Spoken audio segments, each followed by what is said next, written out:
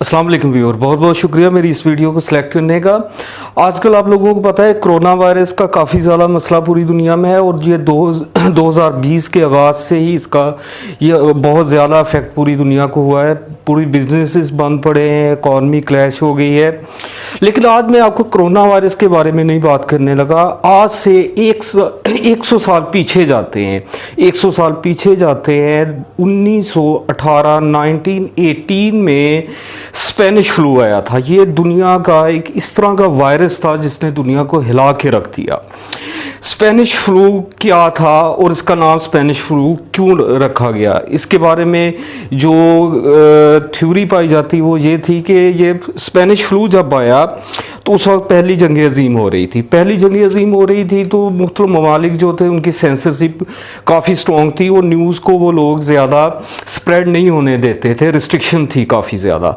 तो ये Spanish flu आया मुख्तलिफ कंट्रीज़ में, तो इसकी न्यूज़ को ऑन ईयर नहीं किया गया, यानी कि लोगों को न्यूज़ में इसको नहीं दिया गया।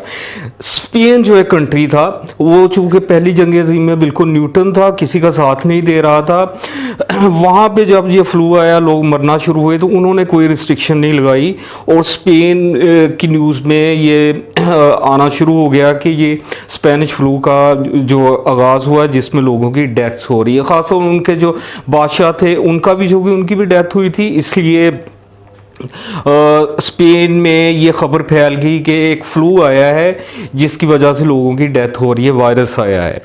तो इस वजह से उसका नाम स्पेनिश फ्लू डाल के था। ये आया पूरी दुनिया में था, सिर्फ स्पेन में ही नहीं आया था, लेकिन सेंसरशिप की वजह से चूँकि लोगों को पता नहीं था कि दूसरी दुनिया में आया हुआ है, इसलिए इसका नाम स्पेनिश फ्लू डाल किया, जो कि बाद में WHO ने तकरीबन 21वीं सदी में ये ऐलान किया कि किसी भी वायरस को या बीमारी को किसी इलाके से या मुल्क से तशबीह ना दी जाए, जो कि गलत है। अच्छा जी, ये तो वजह थी स्पेनिश फ्लू के नाम की कि इसका नाम स्पेनिश फ्लू क्या था।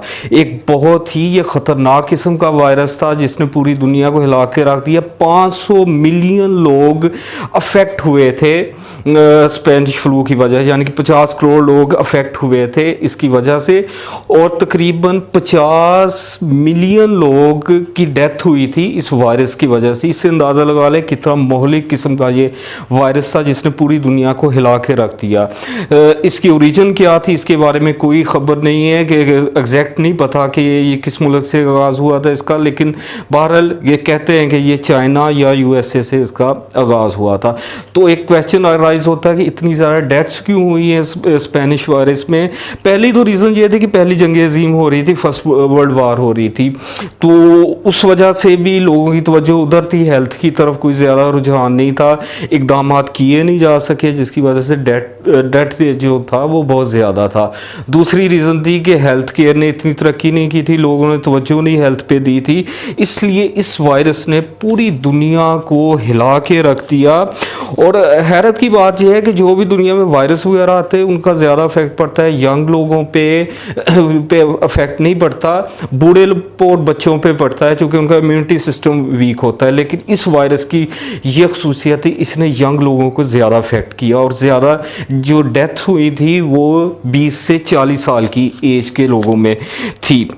तो इसकी ये वजह थी, जो कोई आदमी छींकता था या खांसी करता था जो अफेक्टेड होता था, तो उसकी वजह से उसे छींकने या खांसी करने की वजह से लाखों जरासीम के पार्टिकुलर जो है ना स्प्रेड कर जाते थे एनवायरनमेंट में, जिसकी वजह से बहुत ज़्यादा फैला, इसने तबाही मचा के रख दी।